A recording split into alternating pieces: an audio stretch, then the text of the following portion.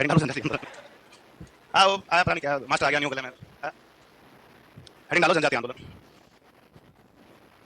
ठीक है। अब जो क्या है कि जनजातीय आंदोलन से तुम्हारे लगातार सुपरवाइजर में प्रश्न आ रहे हैं। ठीक है। और जनजातीय आंदोलन के अंदर जो सबसे पहला पार्ट है हम इससे मिलेंगे। किससे मिलेंगे? गोविंद गिरी। तो तुम सब लोग एक बार हेडिंग डालो गोविंद गिरी एंड भगत आंदोलन। हेडिंग डालो गोविंद गिरी एंड भगत आंदोलन। गोविंद गिरी व भगत आंदोलन। गोविंद गिरी व भगत आंदोलन। गोविंद गिरी व भगत आंदोलन। ठीक है। तो एक एक करके बात करें, इतना सीधा ही प्रश्न बन जाए कि भगत आंदोलन किसने चलाया था। हमारा काम है किसने चलाया था? गोविंद गिरी ने। तो भगत आंदोलन पढ़ने से पहले दो तीन बातें गोविंद गिरी की सीख लो। पहला काम तो ये कि गोविंद गिरी का क्या हुआ है, तो आप बताओगे कब होता है। और 1858 में गोविंद गिरी का जन्म जो है वो कहाँ हुआ है? बादशाह गांव। और बादशाह गांव कहाँ है? तो आप बताओगे बादशाह गांव कहाँ है? डूंगरपुर। इसके अलावा गोविंद गिरी के बारे में खास क्या वो देखो कि गोविंद गिरी के क्या थे और गोविंद गिरी के गुरुजी का नाम क्या है। तो नाम क्या बताओगे? राजगिरी। इसके अलावा गोविंद गिरी की क्या पूछी जाती है, तो आप बताओगे कि जाति से बिलोंग करता है, तो बंजारा जाति के थे। कौन? गोविंद गिरी। और गोविंद गिरी कौन सा आंदोलन चला रहा है? भगत आंदोलन। तो हमने इनको पूछा कि भाई साहब आप ये सब किसके लिए कर रहे हो, तो गोविंद गिरी कहते हैं कि ये मैं करना चाहता हूँ कि मुझे एक बहुत बड़ा काम करना है कि मुझे किस जनजाति में, मुझे भील जनजाति में क्या फैलानी है? जनजागृति। मतलब उनको उनके अधिकारों के प्रति सजग करना है। उनका शोषण होता है, बेवजह उनसे कुछ कर लिए जाते हैं और इन सब अधिकारों के प्रति उनको जगाने में आया हूं। कौन कह रहा है ऐसा? गोविंद गिरी। तो गोविंद गिरी कौन सा बड़ा काम करेंगे? भीलों में जनजागृति फैलाने का। फिर हमने इसको भी कहा कि भाई आप सब आपके मन से करो कि आपको किसी ने कहा कि नहीं। गोविंद गिरी कहता है कि मुझे इस काम के लिए एक बहुत बड़े आदमी से, और जिस आदमी से प्रेरणा मिली उस आदमी का नाम क्या है, तो उस आदमी का नाम क्या बताओगे? दयानंद सरस्वती। यानी गोविंद गिरी किसकी प्रेरणा से कार्य करना चाह रहा है? अब दयानंद सरस्वती की प्रेरणा से गोविंद गिरी को कौन सा काम करना है? भीलों में जनजागृति फैलानी है। बड़ी संख्या में भील है और गोविंद गिरी आदमी कितना है?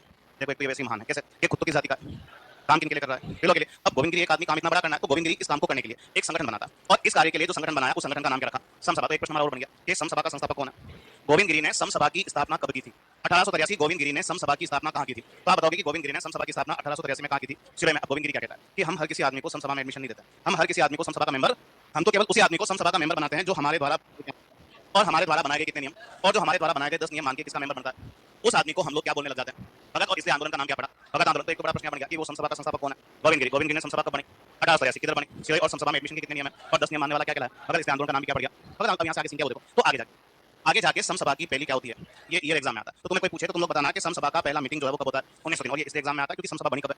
18 और इनका पहला मीटिंग कब हो रहा है? यानी 20 साल लेट। कितने साल लेट हो रहा है? तो इसलिए एग्जाम में आता है कि हो सकता है समसभा से बनी है तो एक्टिव मोड में नहीं हो। एक्टिव कब से हुई है? 1903 से। एक्टिव इन्होंने क्या कर ली? पहला कर ली। तो समसभा का पहला मीटिंग जो है वो कब होता है? 1903। इन्होंने जगह डिसाइड किया कि इन्होंने कहा कि ये मीटिंग हम लोग कहाँ कर रहे हैं? मानगढ़ की पहाड़ियां। और ये मानगढ़ की पहाड़ियां कहाँ थी? पासा। और 1903 से इन लोगों ने डिसाइड किया कि साल में एक बार मिलना ही मिलना है। कहाँ पर? मानगढ़ में। यानी हर साल समसभा के मेंबर्स की एक मीटिंग होगी। इन्होंने कब से सेट किया है? 1903। यानी 1903 वो ईयर है जहां से समसभा के क्या शुरू हो जाते हैं, जहां से समसभा के क्या शुरू हो जाते हैं? नियमित अधिवेशन। तो समसभा के नियमित अधिवेशन जो है वो कब से प्रारंभ हुआ है? 1903 से प्रारंभ हुआ है। अब हमारे यहाँ पे काम की चीज क्या हो देखो कि हर साल इन लोगों की एक बैठक हो रही है, लेकिन इतिहास में काला दिन भी आया, बुरा दिन भी आया। और जिस दिन इतिहास में एक बड़ा घटनाक्रम हुआ, और जिस दिन इतिहास में एक बड़ा घटनाक्रम हुआ उस बड़े घटनाक्रम का नाम क्या है? मानगढ़ धाम हत्याकांड। तुम्हारे सुपरवाइजर में पिछले 2 एग्जामों में से प्रश्न बने मानगढ़ धाम हत्याकांड से। तो इतना सीधा प्रश्न कि मानगढ़ धाम हत्याकांड का संबंध राजस्थान के किस किसान आंदोलन या किस आंदोलन से? तो भगत आंदोलन से। मानगढ़ वाला केस हुआ कब? तो तुम लोग बताओगे कि मानगढ़ केस कब होता है? तब होता है 17 नवंबर 1913। अब मानगढ़ में सीन क्या है कि मानगढ़ के अंदर एक बहुत बड़ा क्या चल रहा है, क्या चल रहा है? अधिवेशन। ठीक है। बड़ी संख्या में भी लोग इकट्ठे हैं मानगढ़ में। और इसी मीटिंग के अंदर कौन पहुंच गई? एमबीसी। ये क्या मैं तुम्हें आगे पूरा लिखा दूंगा, अभी तो केवल इतना याद रखो, मेवाड़ भील और। ठीक है। एमबीसी के साथ कौन सी सेना की टुकड़ी? क्या नाम बताओगे? वेलेजली। वेलेजली के साथ कौन सी रेजिमेंट? और इनके साथ कौन सी रेजिमेंट भी? राजपुत। टोटल सेना की कितनी टुकड़ियां हैं? 4। सबसे ज्यादा किसके हैं? एमबीसी एक है, वेलेजली एक है, जाट और एक है। और इन 4 सैनिक टुकड़ियों के सैनिकों ने यहाँ पर बड़ी जोरदार क्या कर दी? देखते कुछ मिनटों में इन लोगों ने कितनी लाशें बिछा दी? और 1537 भी इस घटनाक्रम में क्या हो जाते हैं? शहीद। और ये कौन सा केस हो गया? मानगढ़ धाम हत्याकांड। कोई छोटी घटना हुई क्या? कुछ मिनटों के अंदर इन लोगों ने कितने बिल मार दिए? 1500 बिलों को शहीद कर दिया। छोटी नहीं बहुत बड़ी घटना। और इतनी बड़ी घटना हुई और सारे झगड़े की जड़ कौन है? ये अपन तो है नहीं। अरे कौन है यार? गोविंद गिरी। तुम सोचो गोविंद गिरी होता ही नहीं तो समसभा बनती नहीं, समसभा बनती नहीं तो बैठक होती नहीं, बैठक होती नहीं तो ये लोग इकट्ठा होती नहीं तो वो लोग, और फायरिंग करते नहीं तो ये लोग, और अपन भी पढ़ते नहीं। सारी बातें किसने पैदा कर दी? गोविंद गिरी। लेकिन अच्छे लोग, सारे क्या हैं? अच्छे लोग, नौकरी लगाने में काम आते हैं। किसमें काम आते हैं? और मेरे को भी रोजगार देखा इन लोगों ने। ठीक है। तो इतनी बड़ी घटना, सारे झगड़े की जड़ कौन है? सरकार किसके ऊपर आरोप लगाएगी कि तेरे चक्कर में सब लोग इकट्ठा हुए थे मानगढ़ में और हमें मजबूरन क्या करनी पड़ी? फायरिंग करनी पड़ी। तो एक तो ये है कि इतनी बुरी घटना है जिसको राजस्थान की हिस्ट्री में लिखा जाता है कि ये केस राजस्थान की हिस्ट्री में क्या कहला जाता है? क्या कहलाता है? दूसरा जलियांवाला बाग हत्याकांड। देखो ओरिजिनल जलियांवाला बाग केस तो अमृतसर में हुआ था 13 अप्रैल 1919 में हुआ था। और दूसरा जलियांवाला बाग केस इसको कहते हैं मानगढ़ धाम हत्याकांड। और ऐसा नहीं है, ये सब पहले से प्री प्लान है कि इस दिन हम लोग इतनी जोरदार क्या करेंगे? फायरिंग करेंगे। अब यहाँ पे है क्या वो देखो कि इस दिन फायरिंग होगी। इसकी योजना एमबीसी का एक अधिकारी बनाता है। और इसकी योजना एमबीसी के किस अधिकारी ने बनाई थी? तो उस अधिकारी का नाम क्या बताओगे? Colonel Berry. और उस दिन एक आदमी फायरिंग के क्या जारी करता है? और जिस आदमी ने 17 तारीख को वहां पर ऑर्डर जारी किए थे उस अधिकारी का नाम क्या था? तो नाम क्या बताना? जेपी स्टोकले। और जैसे ही घटना हुई, इस घटना के बाद किसको उठा लिया गया? गोविंद गिरी को। और गोविंद गिरी को उठा के कितने साल की सजा दी गई? और सबसे पहले इसको कौन सी जेल में शिफ्ट किया गया? अहमदाबाद में। कौन सी जेल है? साबरमती। और उसके बाद लंबे समय तक कौन सी जेल में बन रहा है? तो ये किस जेल में मेन सजा काटता था? कौन सी जेल है? हैदराबाद। और जब हैदराबाद जेल के अंदर रह रहा था तो कहते हैं कि इसको एक वकील मिल गया जो गांधी जी का बहुत अच्छा मित्र था। और गांधी के एक वकील का नाम ऐसा था, नाम क्या था? अंतोजीदास। और अंतोजीदास केस करता गोविंद गिरी का। और अंतोजीदास ने पहले इसकी सजा कितनी करवाई और बाद में कितने साल में जेल से बाहर निकाला? 7 साल के अंदर जेल से बाहर आ जाता है। कौन सा आदमी? गोविंद गिरी। और गोविंद गिरी यहाँ एक प्रश्न देता है हमें कि गोविंद गिरी अपना क्या बिताता है? तो तुम्हें कोई पूछे तो तुम लोग बताना कि गोविंद गिरी ने अपना अंतिम समय कहाँ बिताया था? कंबई गांव में। और कंबई जगह जो है वो कौन से स्टेट में आती है? गुजरात में। तो ये अपना अंतिम समय कौन से गांव में बिता रहा है? कंबई गांव में। और इसी कंबई में 1931 में इनकी क्या हो जाती है? तो इनका जन्म स्थान है बादशाह गांव, लेकिन इनकी मृत्यु का लोकेशन कौन सा गांव है? और इनका केस लेने वाला वकील कौन है? और इस दिन फायरिंग होगी ये योजना किसने बनाया था? Colonel Berry. फायरिंग के ऑर्डर किसने दिए थे? JP Stokley. तो हम गोविंद गिरी का कौन सा आंदोलन पढ़ रहे हैं? ये भगत आंदोलन चलाने वाला कौन है? गोविंद गिरी। और खुद तो किस जाति का है? बंजारा जाति। काम किन के लिए कर रहा है? बिलों के लिए। किसकी प्रेरणा से? दयानंद सरस्वती की प्रेरणा से। और इसके लिए किसकी स्थापना की? समसभा की स्थापना की। समसभा का पहला मीटिंग कब हुआ? 1903 में। कहाँ हुआ? मानगढ़ की पहाड़ियों में। और मानगढ़ दाम हत्याकांड किस तारीख को हुआ? 17 नवंबर 1913। तो ये तो लिखो पहले, अरे डालो, लिखा तुम सब लोगों ने यहाँ तक, ठीक है। अब यहाँ से आगे क्या? ये छोटा नहीं बहुत बड़ा घटनाक्रम था जिसमें 1500 से ज्यादा बिल क्या हुए थे, शहीद हुए थे। अब जब ये घटना हुई तो एक आदमी इस घटना के समय कहाँ के राजा हैं? मेवाड़। और मेवाड़ के राजा इस घटना के समय कौन थे? तो आप बताओगे कि मेवाड़ के राजा इस घटना के समय कौन थे? फतेह सिंह। कहते हैं कि मेवाड़ की हिस्ट्री में सबसे परेशान आदमी थे कौन? फतेह सिंह। इनके जमाने में अनाप शनाप आंदोलन हुए, जनजातीय आंदोलन भी किनके जमाने में हुए? फतेह सिंह के जमाने में। और किसान आंदोलन भी किनके जमाने में हुए? और कहते हैं कि इनके दौर में इतने आंदोलन हुए तो राजस्थान किसमें लिखा जाता है कि राजस्थान के का काल आंदोलन का काल कहलाता है। तो आंदोलन का काल किसका काल है? फतेह सिंह का। ये मानगढ़ वाला जो सीन है वो कहाँ है? बांसवाड़ा। तो इस घटना के समय बांसवाड़ा का राजा कौन था? फतेह सिंह। ध्यान रखना फतेह सिंह कौन सा नंबर है वो? Second number. जैसे ही घटना हुई, इस घटना के बाद समसभा का पहला मेंबर जो सबसे पहले सरकार के सामने क्या कर देता है? आत्मसमर्पण। तो इस घटना के तुरंत बाद सबसे पहले समसभा के किस मेंबर ने आत्मसमर्पण किया था? तो आदमी का नाम क्या बताओगे? पुंजिया बिल। ये पुंजिया बिल कहीं कहीं किस नाम से मेंशन हो जाता है? किस नाम से मेंशन होता है? पुंजा बिल जी। और यहाँ मुझे बताओ कि तुम यहाँ पुंजिया बिल लिख रहे हो, मैंने तो तुम्हें पुंजा बिल से मिलवा रखा है, राइट? तुम पुंजा बिल से मिले कि नहीं मिले? मिले हैं। किनके साथ काम है? महाराणा प्रताप। कैप्टन बनाया तुमने कौन सी टीम का? चंदावल का कि हरावल का? चंदावल के कैप्टन थे। और उस चंदावल में कौन कौन थे हमारे? जैसाचारण, केशवचारण और एक जयमल मेहता और एक पुरोहित गोपीनाथ। कौन है पुरोहित? गोपीनाथ। और हमारी हरावल के कैप्टन कौन थे? हकीम खां सूरी। और सूरी का साथ कौन दे रहे थे? कृष्णदास चुंदावल, ठीक है। तो वो पुंजा बिल है और इधर बैसा कौन है? पुंजिया बिल। इसके अलावा इस आंदोलन में गोविंद गिरी का एक और बड़ा सहयोगी कौन था? तो आप बताओगे कि गोविंद गिरी का एक और बड़ा सहयोगी इस आंदोलन में कौन था? यानी गोविंद गिरी के दो बड़े खास जिगरी, जिनमें से एक कौन है? पुंजा बिल और एक कौन है? सूरजी भगत। इसके अलावा गोविंद गिरी के और क्या याद रखे? वो देखो कि इतना बड़ा आंदोलन जो किसने आगे बढ़ाया? समसभा ने आगे बढ़ाया। और समसभा ने जगह जगह जो है अपने क्या स्थापित किए? तो समसभा के केंद्र या समसभा के ऑफिस क्या कहलाते हैं? धूनी। समसभा के केंद्र या समसभा के ऑफिस जो है वो क्या कहलाते हैं? धूनी कहलाते हैं। तो समसभा का पहला ऑफिस या पहली धूनी जो है वो कौन से गांव में स्थापित की गई है? बेरसा। देखो बास क्या है? जन्म स्थान। और बेरसा में समसभा का पहला केंद्र बनाया गया। और बेरसा नाम का जगह जो है वो कहाँ था? तो बेरसा नाम का जगह कहाँ था? डूंगरपुर में, ठीक है। और इसके अलावा इन लोगों ने समसभा का क्या बनाया? प्रतीक यानी सिंबल। प्रतीक को ये लोग क्या कहते हैं? क्या कहते हैं? निशान। तो समसभा का प्रतीक या निशान कौन से कलर का झंडा था?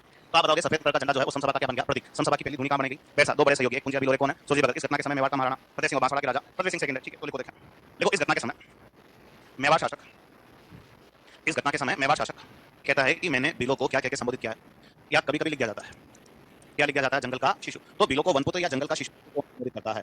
तो आदमी का नाम क्या बताओगे? कर्नल जेम्स स्टॉक, ठीक है। कोई दूसरा भी कहता है क्या? नहीं, ठीक है। इसके अलावा हमारे काम का चीज और क्या वो देखो, ये इतिहास में पहली बार हमें भील जाति का क्या मिलता है? क्या मिलता है? उल्लेख। मतलब बिलों के बारे में सबसे पहली बार कहाँ और किस ग्रंथ में लिखा गया? तो भील जाति का पहला उल्लेख सबसे पहले इस साहित्य में आया। एक रचना का नाम ऐसा है, और उस रचना का नाम तुम लोग क्या बताओगे? कथा सरित्र सागर। रचना का नाम क्या बताना है? एक ग्रंथ का नाम है। और इस ग्रंथ का राइटर कौन है? तुम लोग बताओगे कि इस ग्रंथ का जो राइटर है उसका नाम क्या बताना है? सोमदेव भट्ट। और सोमदेव भट्ट का ग्रंथ है कथा सरित्र सागर। और इसी बुक के अंदर सबसे पहले किस जाति का विवरण लिखा गया? भील जाति का। इसके अलावा हमारे बीच में बात हो रही है किसकी? M B C. तो एम से मीनिंग क्या है? मेवाड़। बी से क्या हो गया? और सी से क्या हो गया? कोर। तो एक तो यहाँ ईयर एग्जाम में आता है कि एमबीसी का गठन जो है वो कब हुआ था? तो आप बताओगे कि एमबीसी का गठन कब होता है? 1841। अंग्रेजों की एक सैनिक रेजिमेंट का नाम रखा गया। क्या नाम रखा गया? मेवाड़, भील, कोर। इसके अलावा इस एमबीसी का हेडक्वार्टर कहाँ था? तो आप बताओगे कि एमबीसी का हेडक्वार्टर जो है वो कहाँ था? खेरवाड़ा। और खेरवाड़ा आता है उदयपुर में। और नाम रखा गया मेवाड़ भील को। तो जब ये बना तो एक आदमी, जब ये बना तो एक आदमी उस समय मेवाड़ के क्या थे? शासक। तो एमबीसी के गठन के समय मेवाड़ का राजा कौन था? तो नाम क्या बताना है? सदाशिव। और एक आदमी एमबीसी का पहला क्या बना है? तो मतलब एमबीसी का पहला हेड या पहला क्या है? Commandant officer. तो एमबीसी का पहला चीफ कौन बनता है? तो आदमी का नाम क्या था? नाम क्या बताना? William Hunter. तो कभी कभी वो एमबीसी का वो ईयर एग्जाम में आता है कि एमबीसी का गठन कौन से ईयर में हुआ था? तो बताओगे 1841। जब मेवाड़ के महाराणा कौन थे? सरदार सिंह। एमबीसी का हेडक्वार्टर कहाँ है? और एमबीसी का पहला गवर्नर कौन बना? William Hunter. और बिलो को वनपुत्र कौन कहता है? कर्नाटक। और भील जाति का पहला उल्लेख मिला है कथा सरित्र सागर, जिसका राइटर कौन सा आदमी है? सोमदेव भट्ट है। तो लिखो, देखें, देखो कर्नल जेम्स टोड ने भील विद्रोह, ठीक है। अब बिलो ने एक जगह क्या शुरू कर दिया? विद्रोह भी। तो पहला काम तो ये है कि जैसे ही भील वर्ड आता ना तो किस रियासत के ऊपर बात होती है? कनेक्शन का कहाँ से? मेवाड़ से, ठीक है। दूसरा काम ये है कि मेवाड़ में भील विद्रोह कब हुआ? 1883, ठीक है। जब मेवाड़ के महाराणा कौन थे? तो मेवाड़ के महाराणा कौन थे? सज्जन सिंह, ठीक है। अब भील विद्रोह के बारे में खास क्या वो देखो कि मेवाड़ में भीलों ने विद्रोह कर दिया। इसका रीजन जो है वो क्या वो देखो। तो एक तो इस भील विद्रोह की शुरुआत कहाँ से हुई है? तो उदयपुर के पास एक जगह है। और उदयपुर के पास कौन सी जगह है? बारापाल। इस बारापाल से भीलों ने विद्रोह करना क्या कर दिया शुरू। और कुछ भील विद्रोह के क्या बन गए, जिनमें से एक का नाम क्या है? एक का नाम क्या है? खेमा। और एक का नाम क्या है? एक का नाम क्या है? जोईता। तो ये नीमान खेमान जोईता ये भील विद्रोह के लीडर है। तो बारापाल से भीलों ने विद्रोह क्यों किया? तो मेरे से ज्यादा बेटर जानते हो इस वर्ड के बारे में। जानते हो कि नहीं जानते हो? जानते हो क्या होता है? बिलो का मुखिया जो है वो क्या कहलाता है? गमेती। तो इस गमेती के ऊपर मेवाड़ की सरकार ने क्या किया? क्या कर दिया? अत्याचार। किसी गवाही के लिए तो के ले जा रहे थे किसको? गमेती को। और मेवाड़ की सरकार के लोगों ने के रास्ते में मारा कूटा कर दिया। किसके साथ? गमेती के साथ। इसने जिला कि मेरे को मारा कूटा, तो बिलो ने विरोध कर दिया शुरू। और कहां से स्टार्ट हुआ? बारापाल से। अब यहाँ पे है क्या वो देखो कि यहाँ पे बिलो ने इतना हिंसक रूप ले लिया कि मेवाड़ की सरकार को झुकना पड़ा। और उसके बाद मेवाड़ की सरकार इनसे समझौता करने आई थी। और मेवाड़ की सरकार इनसे समझौता करने कहाँ आती है? ऋषभदेव। और ऋषभदेव कहाँ था? कहाँ था? उदयपुर। और ऋषभदेव वो जगह है जिसे क्या भी कहते हैं? जिसे क्या भी कहते हैं? केसरिया जी। और बड़ा फेमस जगह है। कौन सा? केसरिया जी ऋषभदेव। पता है इसका पुराना नाम क्या है? तुम एक तो दोनों में वेरिएशन करना समझ रहे हो तुम लोग। ये केसरिया जी जानते हो शायद कि ये वर्ड पहली बार देख रहे हो। हाँ, पहली बार देख रहे हो। देखो क्या है कि जो ऋषभदेव है उसका पुराना नाम है कुछ ऐसा। कौन सी नगरी कहते हैं? दुलेव नगरी, ठीक है। उस दुलेव नगरी का जगह जो है वो किस नाम से फेमस है? यहाँ पे मंदिर है किसको समर्पित? ऋषभदेव को। ऋषभदेव जगह का नाम भी है। तो ऋषभदेव के अंदर ऋषभदेव को समर्पित क्या है? मंदिर भी है। और उसी ऋषभदेव नाम की जगह को किस नाम से पुकारते हैं? केसरिया जी भी कहते हैं। क्या भी कहते हैं? केसरिया जी। तो केसरिया जी और ऋषभदेव एक ही स्थान के दो नाम है। और यहीं पर एक फेमस किसका मंदिर भी है? ऋषभदेव का। तो ऋषभदेव में इन लोगों ने समझौता किया, बिलो और मेवाड़ की सरकार ने। और मेवाड़ की सरकार ने समझौता करने इस आदमी को भेजा। और समझौता करने किसको भेजा था? श्यामल दास। और श्यामल दास वो वीरनो वाला आदमी है। और तुम पहले भी लिख चुके हो किसके बारे में? श्यामल दास के बारे में। ये कुछ लिखते हैं कि हमारे मेवाड़ में कितने किले हैं? 84। और वो भाई साहब ने कितने बनाए? 32। किसने? कुंभा ने। ऐसा लाइन कौन लिख के गया था? श्यामल दास। और श्यामल दास सेक्रेटरी था, सचिव था किस आदमी का? सज्जन सिंह। और सज्जन सिंह ने समझौता करने किसको रवाना किया था? श्यामल दास को रवाना किया था। तो बातें लिख दो इनकी।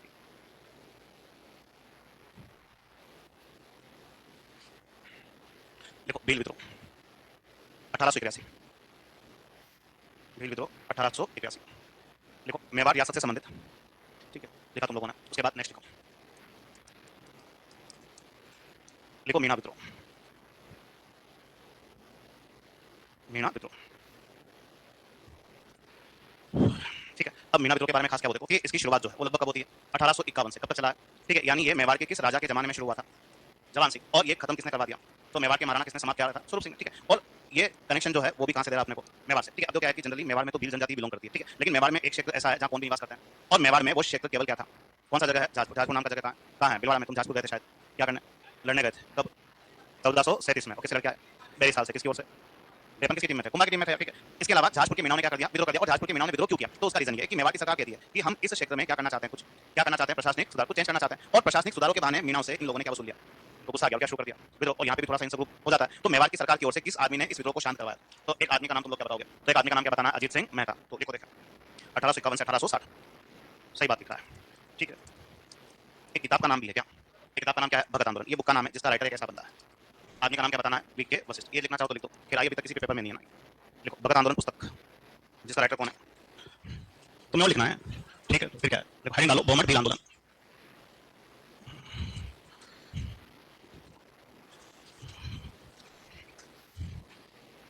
हेडिंग डालो बहुमत भील आंदोलन, ठीक। जैसा तुम लोगों ने भगत आंदोलन पढ़ा ना, वैसे एक बड़ा आंदोलन है, कौन सा, बहुमत भील आंदोलन। जनरली वो भगत आंदोलन से पेपर में प्रश्न देते हैं, तुम्हारे सुपरवाइजर ने दोबारा इसे प्रश्न बना हुआ, ठीक है। वहां बहुमत भील आंदोलन, वो भगत आंदोलन से प्रश्न नहीं बनता है तो कहां से हो जाता है, बहुमत। तो एक एक करके बात शुरू करते हैं। पहला काम तो ये कि बहुमत भील आंदोलन का नाम है, कि बहुमत भील आंदोलन को किस नाम से पुकारोगे, तो बहुमत भील आंदोलन बोलो चाहे एक ही आंदोलन, बात एक ही है, ठीक है। इसके अलावा इस आंदोलन को चलाने वाला नेता कौन है, तो तुम लोग बताओगे कि इस आंदोलन को चलाने वाला जो नेता है उसका नाम क्या बताओगे, क्या नाम बताना है, मोतीलाल तेजावत, ठीक है। जैसे वो भगत आंदोलन कौन सा बंदा चला रहा है, गोविंद गिरी, तो वैसे बहुमत भील आंदोलन या एक आंदोलन कौन चलाएगा, मोतीलाल तेजावत। तो पहले तेजावत से मिल लेता है, ठीक है। तो पहला काम तो ये है कि तेजावत वो व्यक्ति है जो किस गांव से बिलोंग करता है, तो आप बताओगे तेजावत वो बंदा है जो किस गांव से बिलोंग करता है, कोलियारी। कभी गए कोलियारी, गए थे, किसके साथ, प्रताप के साथ। क्यों गए थे, मां साहब ले गए, अरे कोलियारी के बारे में तुम लोगों ने क्या लिखा, हल्दी घाटी युद्ध के बाद प्रताप का फर्स्ट लोकेशन कहां था, कोलियारी, वही कोलियारी है उदयपुर में, ठीक है। इसके अलावा तेजावत के लिए याद क्या रखना, वो देखो कि तेजावत किस जाति का है, तो आप बताओगे कि तेजावत जिस जाति का, वो जाति कौन सी है, ओसवाल। ओसवाल समझ में क्या है, तो क्या जैन बनिया था, कौन सा आदमी, मोतीलाल तेजावत। जैसे वो गोविंद गिरी की जाति का आदमी है, काम किन के लिए कर रहा है, बिलोगे, वैसे वैसा की जाति क्या, ओसवाल या जैन, लेकिन ये भी काम किन के लिए कर रहे हैं, तो आदमी ये भी मान हो गया। इसके अलावा नौकरी करता है कौन, तेजावत, और किसकी सरकार में, और मेवाड़ की सरकार ने इसको कहां का ठिकानेदार बना रखा है, या समझो ठेकेदार, तो जाडोर ठिकाने का कामदार था, कौन सा आदमी, मोतीलाल तेजावत। और इस तेजावत के कुछ क्या है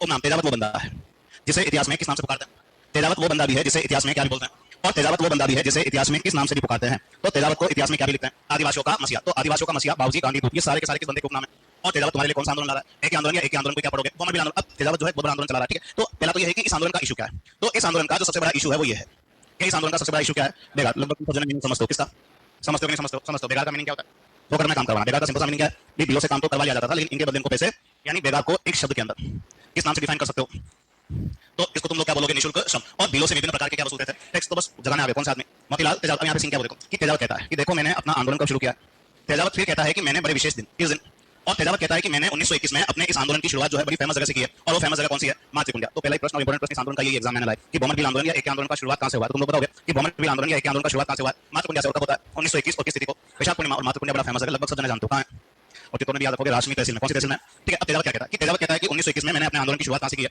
मातृकुंडिया। अब हुआ क्या कि तेजावत के नेतृत्व में सभी भी लोग 1921 में कहां इकट्ठा हो गए, मातृकुंडिया। और मातृकुंडिया में एक लंबी चौड़ी बैठक होती है, किसकी अध्यक्षता में, और तेजावत की अध्यक्षता में कुछ बैठक हुई। तो उस बैठक में तेजावत ने बिलों के लिए कुछ क्या लिखी, और वो संख्या कितनी थी।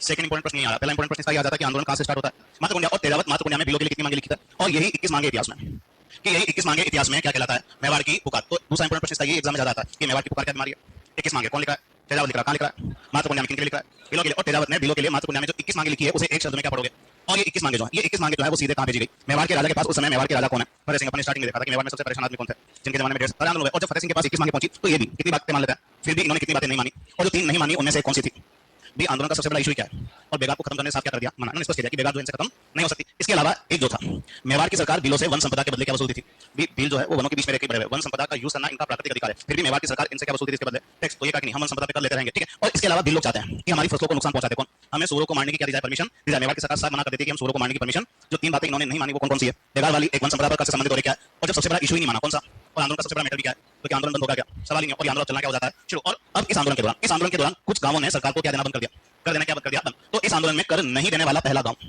कौन सा बनता है, जवास, उदयपुर में आता है। और इस आंदोलन में कर नहीं देने वाला सेकंड गांव कौन सा बनता है, तो कौन सा बन जाता है, झाड़ू। यानी हम कौन सा आंदोलन पढ़ रहे हैं, बहुमत भील आंदोलन, जिसका नाम क्या है, एक ही आंदोलन कौन सा बंदा चला रहा है, मोतीलाल तेजावत। खुद तो किस जाति का, और जाति का, काम किन के लिए कर रहा है, बिलों के लिए। इस आंदोलन का सबसे बड़ा इशू क्या है, आंदोलन कब स्टार्ट हुआ, कहां से, और मातृकुंडिया में बिलो के लिए तेजावत ने कितनी मांगी लिखी? ये 21 मांगी क्या बनी? तुमने किसको भेजी? फतेह सिंह, और फतेह सिंह कितनी मानते हैं, कितनी नहीं मानी, तीन। कौन कौन सी? और सूरों से संबंधित, ठीक है। और जब बेवा वाला इशू नहीं माना तो आंदोलन बंद हुआ नहीं, आंदोलन चलना क्या हो गया शुरू, और कुछ गांवों ने सरकार को टैक्स देना क्या कर दिया सबसे पहले, और सेकंड तो पहले ये तो लिखो फिर कुछ नई बातें सीखता है। हेडिंग डालो, बॉमर बिल आंदोलन या एक आंदोलन। मोतीलाल तेजावत, तेजावत के बारे में मालूम होगा, उस घटनाक्रम का नाम क्या होगा कि एक केस होने वाला था नीमड़ा, और नीमड़ा गांव के अंदर क्या हुआ, एक हत्याकांड। और नीमड़ा गांव के अंदर जो केस हुआ वो किस तारीख को हुआ? 7 मार्च 1922। जैसे तुम लोग पढ़ के आए थे कि मानगढ़ गांव हत्याकांड का संबंध किस आंदोलन से?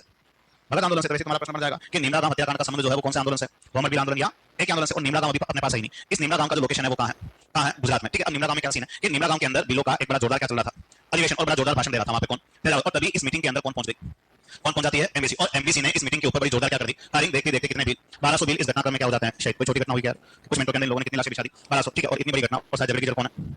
अपन तो ही नहीं, कौन है? मोतीलाल तेजावत। किस सिंपल सा है कि किसके ऊपर आरोप जाएगा, और सरकार लगाएगी कि तेरे चक्कर में सब लोग बैठा हुए थे नीमड़ा गांव में, और हमें मजबूरन क्या करनी पड़ी, फायरिंग करनी पड़ी। तो इस घटना के बाद इसको गिरफ्तार करने की बात होगी, लेकिन तेजावत गिरफ्तार नहीं होता, क्योंकि बिल लोग इसको 7 साल तक बचाते बचाते घूमते रहते हैं। किस आदमी को? मोतीलाल तेजावत को। तो लास्ट में वो गांधी के कान में कहता है तू सरेंडर कर दे, मैं तेरे को रिहा करवाने की व्यवस्था करवाता हूं। बाद में जाकर सरेंडर करता है, इसकी रिहाई की भी कहानी अपन बाद में पढ़ेंगे। लेकिन यहाँ एक बड़ी बात है कि जब नीमड़ा गांव के अंदर मीटिंग हुआ तो तेजावत इस मीटिंग में एक बड़ा फेमस क्या देता है, और तेजावत ने इस मीटिंग में नारा दिया था।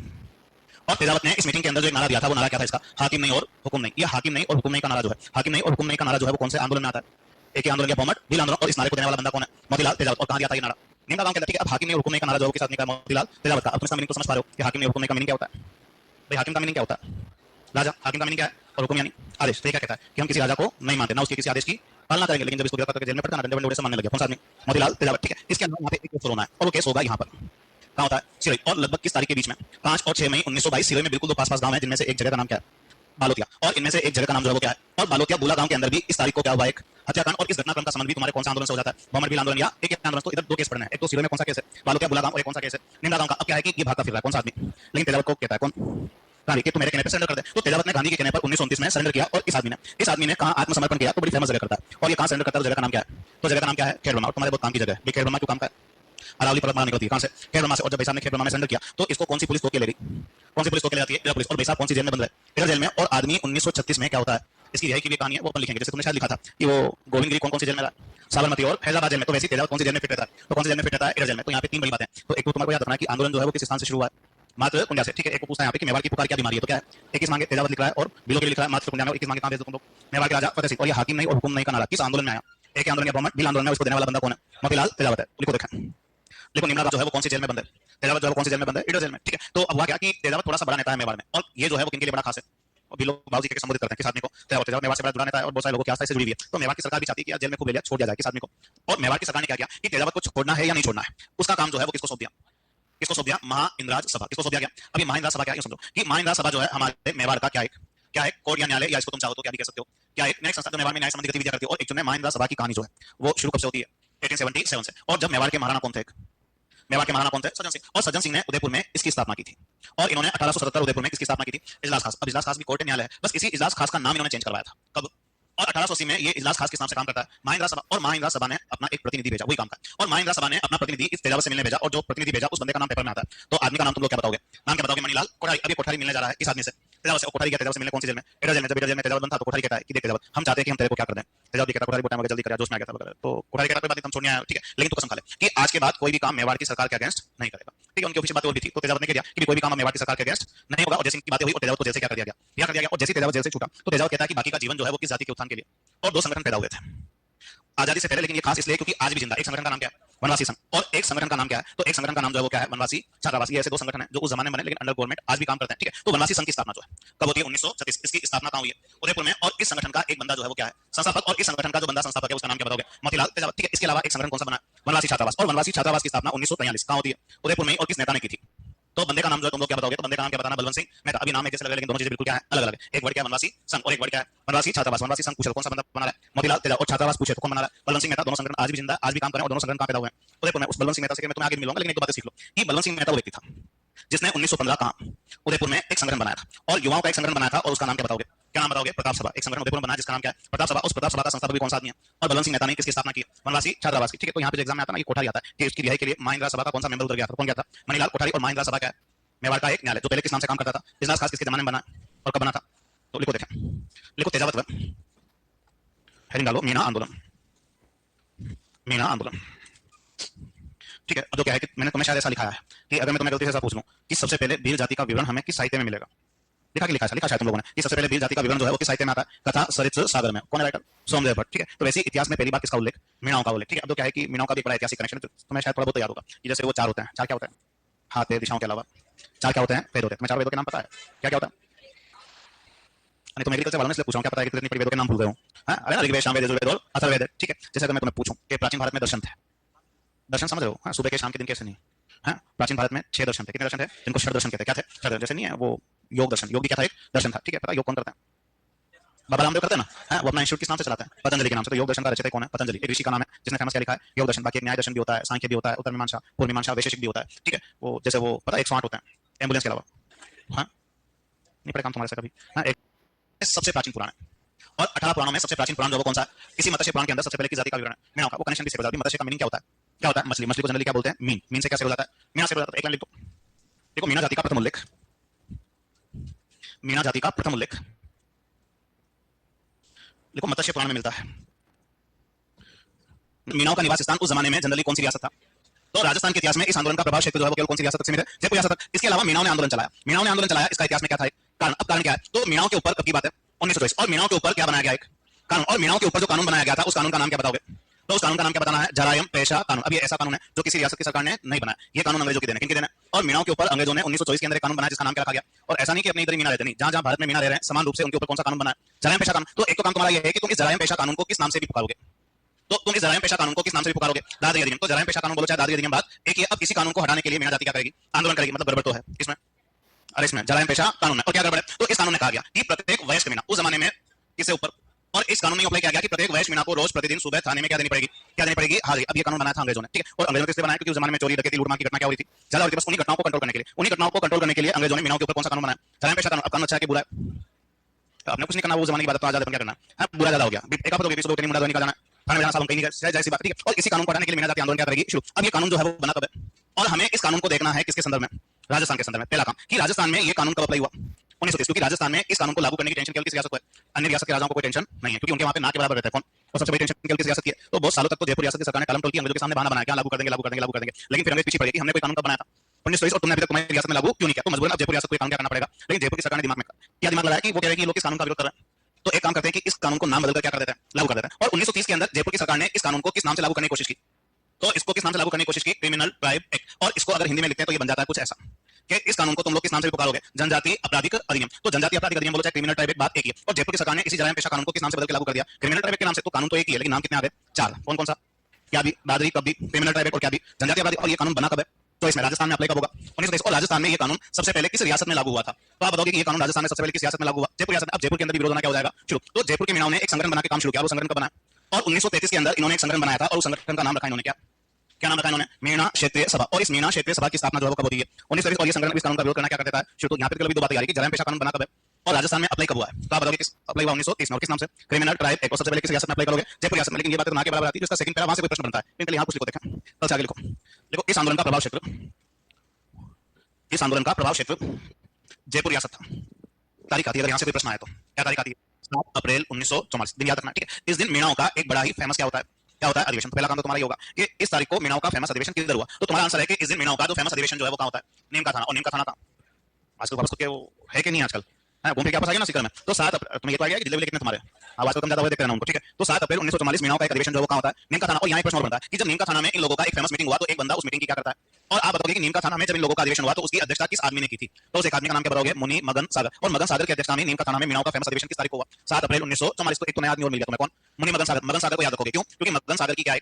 और मगन सागर ने कौन सा ग्रंथ लिखा था? तो आप बताओगे कि मगन सागर ने कौन सा ग्रंथ लिखा है? नीलपुराण। अब ये जो मीटिंग हुई यहाँ पे एक बंदा और फेमस हुआ इसी मीटिंग के अंदर। इसी मीटिंग के अंदर एक बंदा जो और फेमस हुआ उस बंदे का नाम क्या पड़ेगा? क्या नाम बताओगे? पंडित बंशीधर शर्मा। और पंडित बंशीधर शर्मा को याद रखोगे क्यों? क्योंकि इसी आदमी की अध्यक्षता में नीम का थाना वाले अधिवेशन में एक संगठन और पैदा हुआ और उस संगठन का नाम इन लोगों ने क्या रखा? जयपुर राज्य मीणा क्षेत्रीय सुधार कमेटी। और ये थोड़ी दिनों पहले किसी एग्जाम में प्रश्न बन गया और प्रश्न की लैंग्वेज क्या थी कि जयपुर राज्य मीणा क्षेत्रीय सुधार कमेटी का गठन निम्न में से किस स्थान पे हुआ? एक ऑप्शन उन लोगों ने क्या भी डाला है? जयपुर भी। और एक ऑप्शन क्या भी डाला हुआ था? दो ऑप्शन उनके पास और भी थे। अब नाम जरूर जयपुर राज्य मीणा क्षेत्रीय सुधार कमेटी है लेकिन इसकी स्थापना जयपुर में नहीं हुई। इसकी स्थापना जो है वो कहाँ होती है? नीम का थाना। और किस आदमी की अध्यक्षता में? पंडित बंशीधर शर्मा। तो एक डेट तुम्हारा काम का हो गया कि डेट क्या है? 7 अप्रैल 1944। और इस दिन मीणाओं का मीटिंग कहाँ करोगे? नीम का थाना। किसके अध्यक्षता में बुलाओगे? मुनि मदन सागर। ठीक है, अब यहाँ पे काम की चीज और क्या हो देखो कि एक समय यहाँ से और काम का है। कब का? 1946। 1946 में एक जगह और फेमस हुई और उस जगह का नाम क्या बताओगे? बागावास, जयपुर के पास में। और बागावास के अंदर भी एक फेमस जो है वो क्या होता है? तो अब जो क्या है कि बागावास सम्मेलन में काम की बात क्या होती है? लगभग तुम सब जने जानते हो कि मीना दो प्रकार के होते हैं। मीना कितने प्रकार के होते हैं? दो प्रकार के। कौन से?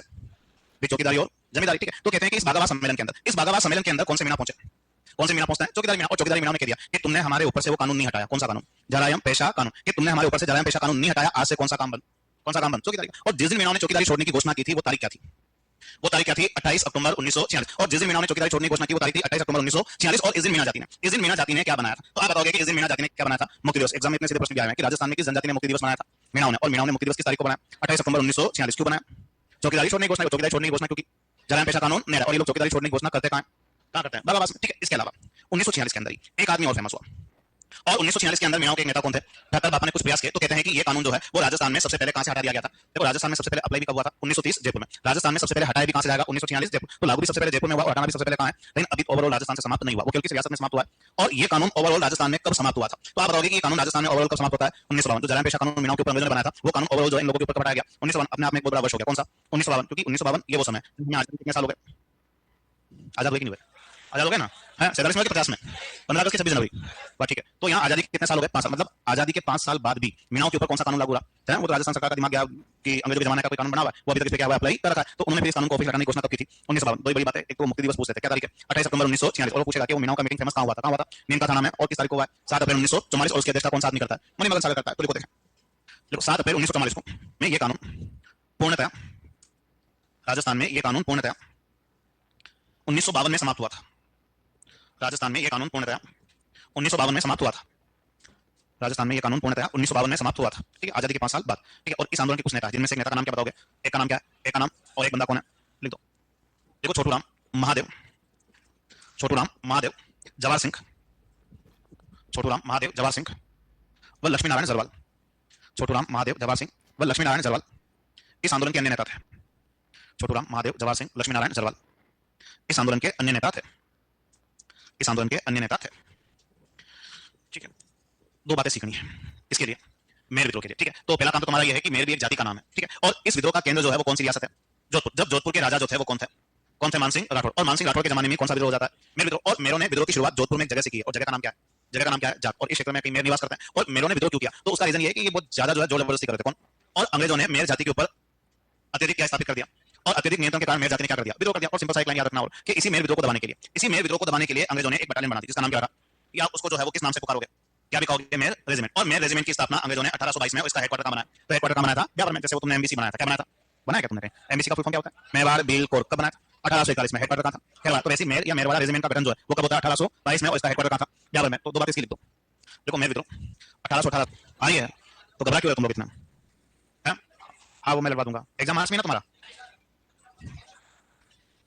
वह कोई बात नहीं, क्रांति तो करनी है, ठीक है, करने डालो 1857 की क्रांति, ठीक है। और एक ऐसे टॉपिक के बारे में पढ़ रहे हैं जो तुम सब लोगों ने बचपन में पढ़ा है, पढ़ा कि नहीं पढ़ा, एग्रीकल्चर पढ़ाते चीजें नहीं पढ़ी, पढ़ी ना, वो कविता बड़ी फेमस थी, खूब बड़ी मर्दानी, वो तो ऐसा आता है तुम्हें, आगे क्या लाइन बोलते हैं, पता नहीं कौन सी जाति की बात कर रहे हैं, अरे खूब बड़ी मर्दानी, वो तो यहाँ तक तो ठीक है, इसके आगे क्या लाइन आती है, और बुंदेलों के हर बोलो से हमने सुनी, ऐसा नहीं पढ़ा कभी बचपन में, पढ़ा है, ईमानदारी से हाथ खड़ा करो, जिसको, अरे अभी नहीं करना है, मैं कुछ नहीं जिसको ये आइडिया है कि इस फेमस कविता का राइटर कौन है, क्या हाथ खड़े करना है, एक, वेरी गुड, और दो, अरे तुम अभी तो बड़े जोश से बोल रहे थे, हैं कि खूब बड़ी मर्दानी, वो जोश आ गया, पूछा इसका राइटर, इससे ज्यादा तुम्हारी सोच हो नहीं सकती है, वाह कोई बात नहीं है। तुमने ईमानदारी से बताओ, तुमने ये कविता कभी बचपन में पढ़ी कि नहीं पढ़ी, मैं तुम आज के जमाने में अगर उस नाम को नहीं पहचानते हो तो तुम बहुत अच्छे लोग हो, ठीक है, ना तो कभी ढंग से बदमाशी की, ना तो कभी ढंग से पढ़ी तुमने, तुम बीच वाले रहे, ठीक है। मैं एक नाम लिखने की कोशिश कर रहा हूं, तुम देखें इस नाम को पहचानो, देखें कि इस नाम से कभी पाला पड़ा क्या तुम्हारा,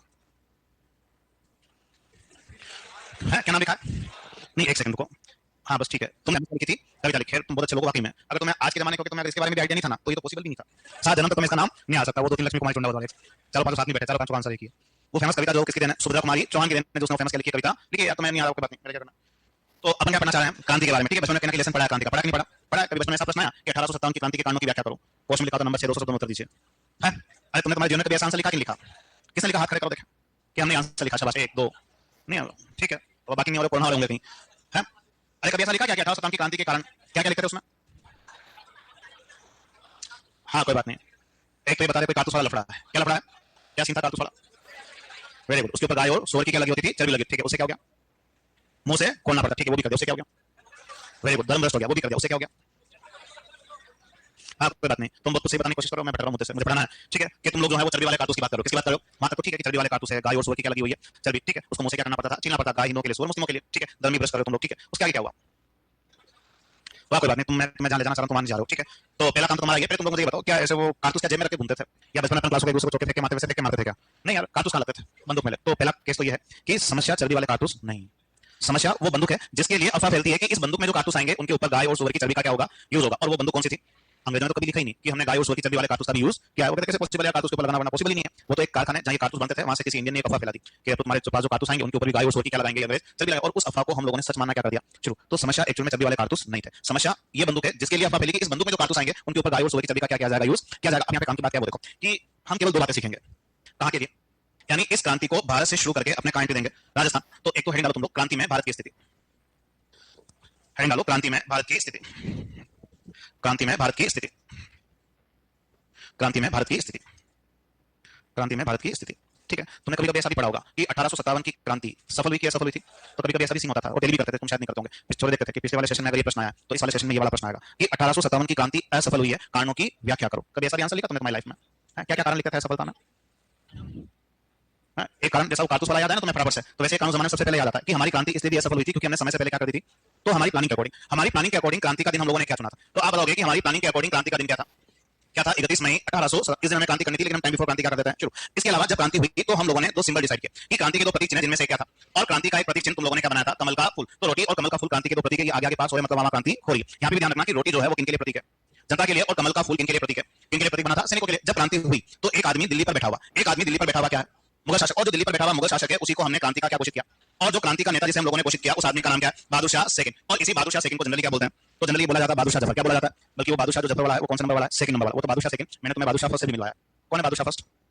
औरंगजेब का छोरा, ठीक है। क्या नाम था उसका? मुअज्जम था। क्या नाम था उसका? मुअज्जम। और मुअज्जम का साथ सवाई जयसिंह देता है, आगे देखेंगे देते हैं, नहीं देते हैं। किसका साथ देता है? आजम का। कौन से युद्ध में?